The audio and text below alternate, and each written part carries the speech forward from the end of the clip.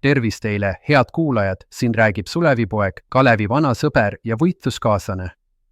Mu silmad on näinud aegu, mis nüüd on vajunud legendide uttu ja mu kõrvad kuulnud laule, mida lauldi siis, kui maailm oli alles noor.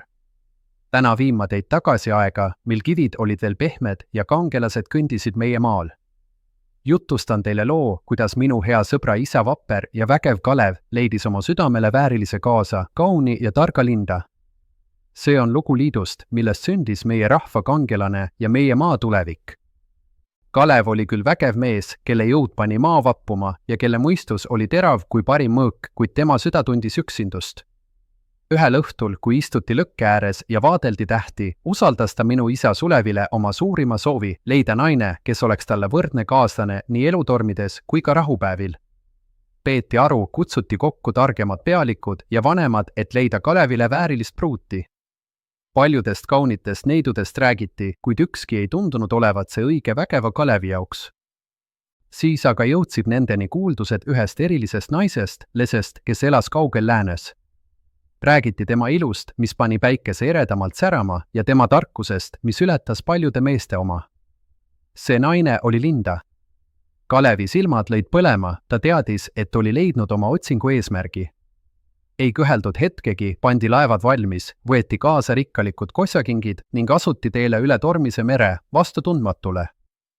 Nii asus Kalev oma saatjaskonnaga teele, ent see tee ei viinud mööda tuttavat metsarada, vaid üle suure mere, mille hing on heitlik ja süda sügav. Laevad, millega nad sõitsid, ei olnud tänapäeva hiiglased. Need olid meie esisäde kätetöö, pikad ja siugjad ehitatud parimatest männipuudest. Plangud olid pandud ülekattega, üksteise külge seotud sitkete juurte või tugevate loomakõlustega ning tihendatud sambla ja kuumatõrvaga, et merevesi sisse ei pääseks. Laeva südames seisis üksainus mast, mis hoidis ülal suurt nelinurkset purje. See oli kootud paksust villasest või linasest riidest ning püüdis iga tuuleili, mis reisi edasi kandis. Kui aga tuul vaikis või puhus vastu, haarasid mehed pikkadele pinkidele istet ja lasid rasked tammeaerud rütmiliselt vette, lükates alust edasi omaenese jõul. Ahtris seisis tüürimees, hoides kinni laiast rooliaerust, millega ta laeva kui kuulekat ratsut soovitud suunas juhtis. Need laevad olid kerged ja kiired, loodud ranniku lähedal sõitmiseks, hüpates lainelt lainele kui merelinnud. Navigeerimine oli tarkade meeste kunst, sest kompassi siis veel ei tuntud. Selge ilmaga oli meie teejuhiks päike, tema tõus idas, kõrgeim punkt lõunas ja loojang läänes näitasid kätte ilmakaared. Öösel laotas taevas nende ette oma tähekaardi, kus Põhjanael seisis vankumatult paigal, olles kindlaimaks teetähiseks. Mehed tundsid rannikut kui oma 5 sõrme, Iganeeme, Lahesopi ja silmapaistva kivikuju oli mällu sööbinud. Nad lugesid märke loodusest, lindude lennusuunad, vee värvus ja isegi lainetuse iseloom andsid märku maa lähedusest. Kõige salakavalam vaenlane merel oli aga udu, valge ja märglina, mis mattis endasse nii päikese kui ka tähed ja neelas rannajoone. Kuid isegi siis ei kaotanud Kalevi mehed pead. Esimene abimees oli kõrv. Kuulatati teraselt lainete mühinat, kas see murdub vastu liivast randa või pekseb vastu kaljusid. Hüüti ja kuulatati kaja, mis võis paljastada lähedal asuva püstise kalda. Teiseks abimeheks oli tunnetus. Kogenud meremees tundis oma jalgade all püsivat lainetuse suunda, mis liikus tihti ka siis, kui tuul oli vaikinud ja oskas selle järgi kurssi hoida. Muidugi kasutati ka madusi, sest nagu teada hoiab madu oma pead tihti lõuna suunas. Aga see nii-öelda vahend ei töötanud alati kindla peale.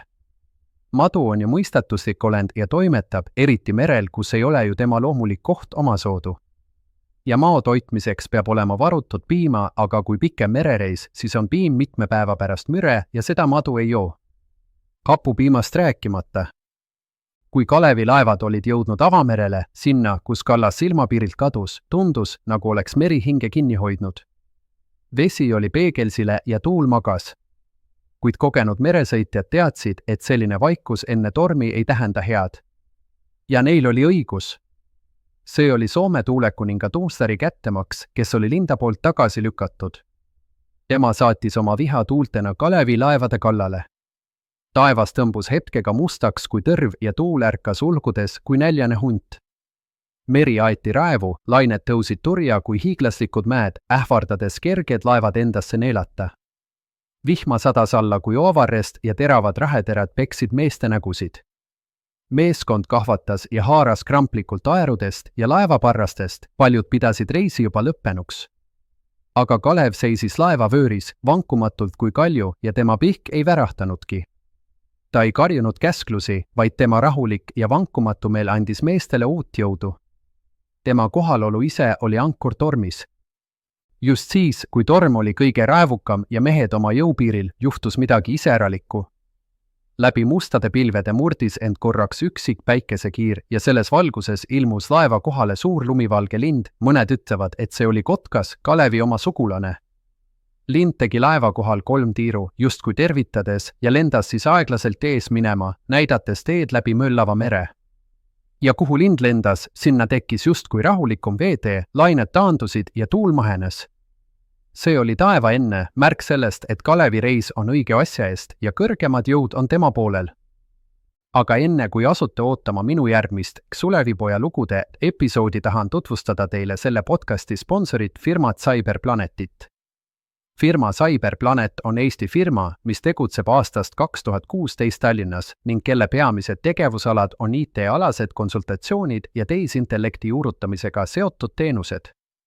Sellegi podcasti juures kasutan mina nende teenust pidevalt ja kuigi nad palusid mul öelda, et tegu on nende meelest arvatavasti ühe parimate AI automatiseerimisteenuste pakkumisega sotsiaalmeedia ja muude IT-protsesside juures, siis usun minagi, et see võib nii olla. Igal juhul külastage meie sponsori veebilehte cyberplanet.tech.